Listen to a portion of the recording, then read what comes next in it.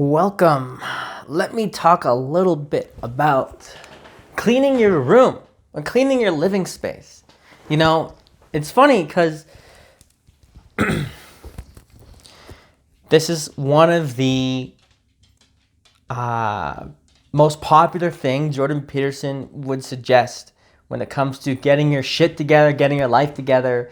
It's cleaning your freaking room, and then of course then cleaning the rest of your living space, right? Today, for example, I have been a little bit of a rut. So I was like, all right, might as well start with getting that momentum of getting myself out of a rut by just starting to clean my living space, clean my room, clean my apartment. And I did that now.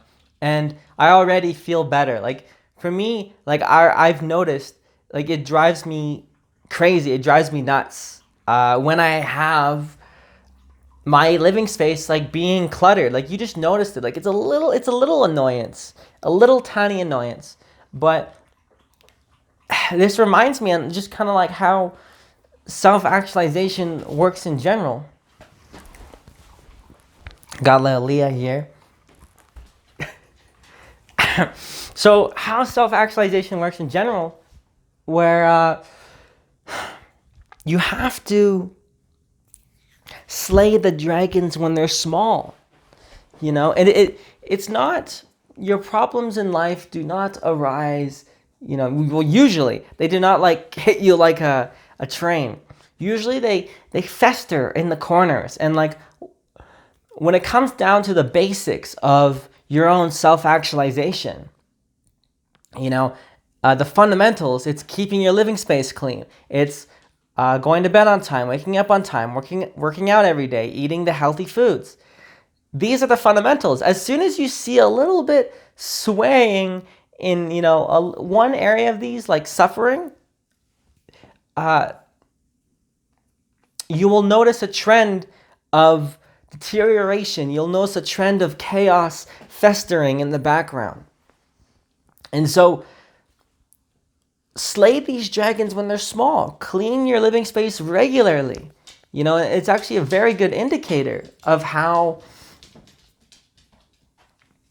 much you are falling off track. Or if you are gonna fall off track, by just looking at these little things. And your living space is, how clean it is a very good indicator. Like anytime I've never been off track and had a clean room at the same time, right? I found that a very interesting pattern. Like I've never had that. For other people it might be different, but for me, I've noticed that quite a bit. Like I've never been off track with a clean environment, right? It always, it always manifests, it always creeps up on you. And you always have to be proactive about making sure you're getting things on time. That's why I encourage to track, certain habits, with like waking up on time, going to bed on time. And of course, just looking at your environment. Like if you notice like a pile of clothes and it gives like a little bit of annoyance, clean that, right? Train your mind to slay the dragons when they're small. Like noticing, like, all right, like there is a small problem. I'm going to fix it when it's small, when it's just a minor annoyance, before it kind of gives me an excuse for the whole other, for all the other dominoes to fall, right? One domino, and then like, it's just like a whole dominoes get bigger and bigger, right? The dragon grows bigger and bigger. And it just starts, one thing I've noticed is that when it comes to getting myself out of a rut, just taking that time to, start, and any time really, but especially in the ruts, like to make myself feel good right away, I will just clean my environment. And it feels great. Nothing feels better than having your environment clean and organized, because Your environment is a representation of your mind. And so, an organized environment is a reflection of an organized mind. And just start with, and set standards for yourself, because this reminds me as well as we grow through life. As we go through life, we will pick up all these objects that we don't need anymore.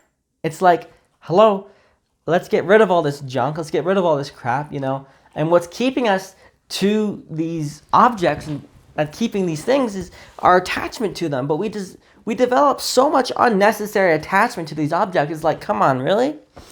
And one thing that could help you to take away that attachment to these objects is identify the objects you use every day and then store everything else away, like in boxes, And then from there, like a year later, when you look at these items, like, oh, I haven't touched this in a year and I forgot about it. Like, all right, then that's probably a good sign that you can probably let go of it too. Another thing too is if you look at each object in your house and is like, does this spark joy? Yes or no? No? All right, give it away, right? For me, it's easier just to give away objects than to just blatantly throw them out. But I'm getting better at that, especially just random, niche, basically almost garbage objects, right? Just throw it out, right? Special containers, whatever, stuff like that, So minimize your environment, minimize the stuff you have, right? And clean your environment. And that will jumpstart your progress in having a clearer mind, a stress-free mind, and it will allow you to get the ball rolling for getting your shit back together, right? Getting your routine back in, right? Getting your momentum of just being proactive back in, right? And just really creating the environment of the identity that you want to embody. So, because I really believe that when it comes to self-actualization, environment is overpowered. It is the environment that we're in that determines how we will act, right? You're going to be a lot more motivated to do a hardcore lifting session if everyone around you in a gym is just putting in their all, right? That's why a lot of people can go to a gym to work out because they can't motivate themselves at home, right? For me, I've created an identity around working out, so I can easily work out at home, and I enjoy working out at home more. But my point is that, your environment will influence. You're hearing Leah probably eating. Your environment will influence how you even think, how you feel, and that will influence everything else. So if your environment's dirty, clean that shit, and then you'll be able to free up real estate in your mind to be able to focus on more important matters, and it'll free up real estate in your mind to create an identity of someone that has their stuff together, have their shit together, right? So right now, if you look around in your room right now, and it's dirty, just take 20 minutes, or 25 minutes, right? Set a timer. Fuck it. 10 minutes. Set a timer on, and just clean as much as you can. And then when it rings, you can either choose to stop or you can keep going. All we need usually is just 5 to 10 minutes of initial momentum to get started, and then we're going. We're going to clean the whole freaking house. And that's great. So just start. I think I have a episode on just starting as well. Starting is a skill. That's what it was.